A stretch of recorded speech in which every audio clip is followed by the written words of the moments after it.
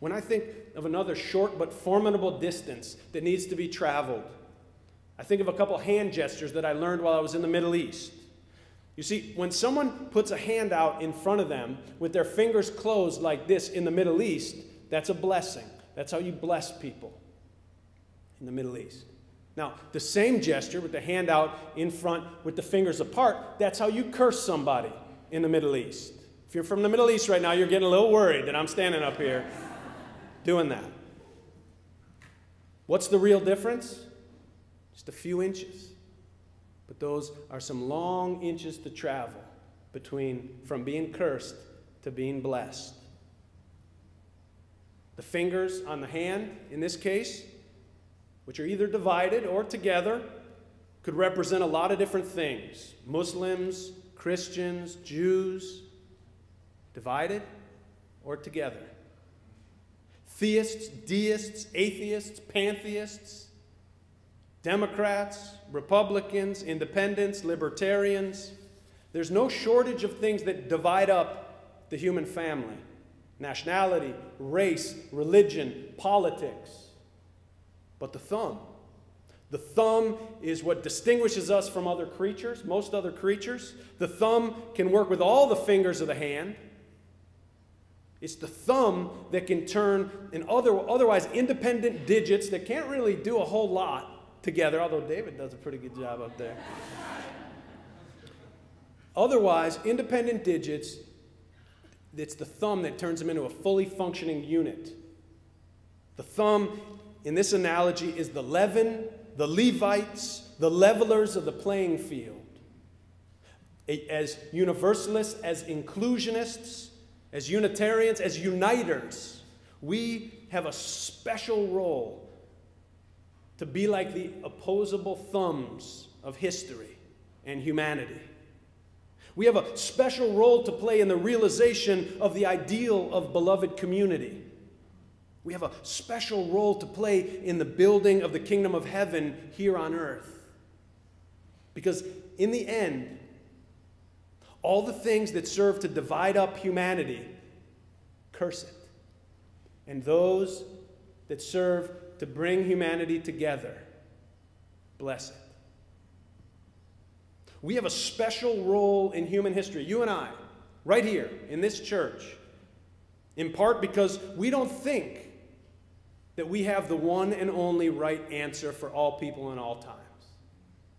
We don't want the whole world and all its inhabitants to become just like us. We appreciate the different faiths and cultures of the world, and we're glad to support them and even to learn from them. That puts us in a unique position to be bridge builders and connectors, to sow love where there is hate, to bring unity where there is division, and to establish peace and goodwill among men and women.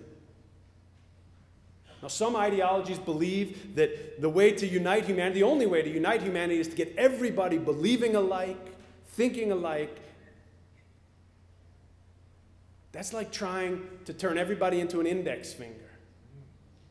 Right? Everyone in this glorious creation to think alike. And that's also the favorite finger of people like this. You know, they like to wave it, they like to point it. And that often elicits another finger, but I'm not going to, a response, but I'm not going to show you that from up here this morning. The idea, my 8-year-old son could show you. I think he learned it on the playground in school this year. I wasn't too happy about that. But the idea is to celebrate our differences because, like the different fingers in the hand, each person and each culture and each religion has its own special role to play in this world. So how do we do it? First, we have to move from being justified in our judgmentalism to being courageous in our curiosity. It goes back to the story at the beginning about the children in the subway. On the outside, it looked like they were bad kids, and the father was a bad parent. Here comes the index finger again. Bad, bad, bad. The kids were running amok on the subway while their father was oblivious with his eyes closed. But upon further investigation, We find out that they were all returning from the hospital where the children's mother had just died.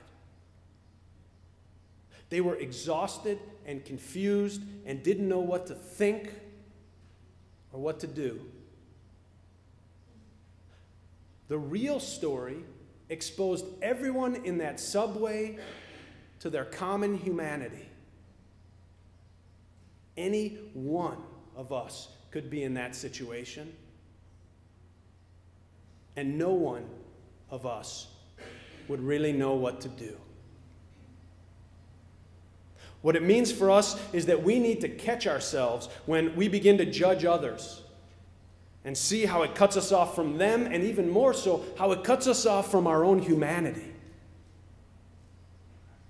We are called to learn to become courageous in our curiosity so that we can go deeper, so that we can ask someone who's different from us why they believe the way they do, why they act the way they do. Right here in this church, we have the opportunity to ask someone, so you're an atheist, why?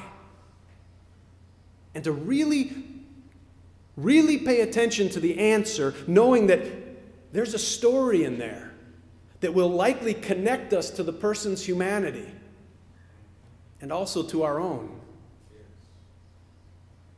You love Jesus or Buddha? Why? You feel a strong need to thank God every day? Why? That's the kind of courageous community and courageous curiosity that blazes the trail of radical love and acceptance. It's much easier to stick to our stereotypes and to draw lines in the sand.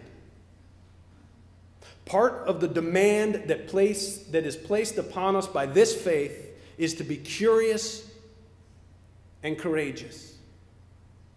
To find out, why does that man with his long hair in a ponytail have his long hair in a ponytail at age 60? Why does that teenager wear a knit cap on his head in the summer? What about the one who has a tattoo on his neck? The one who decorates her nails with plastic jewels? The one who dyes her hair cherry red? The one who carries a Bible or wears a turban or wears a Muslim headscarf?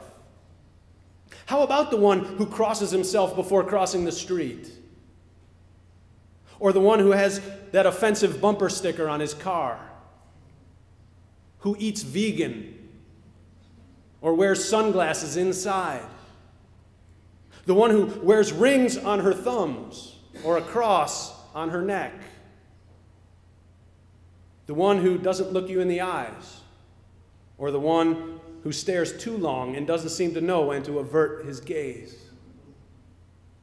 Don't forget the one who has a dead fish for a handshake. Or the one who always squeezes way too hard. The one who breaks into tears so easily. And the one who can't cry even when she desperately needs to.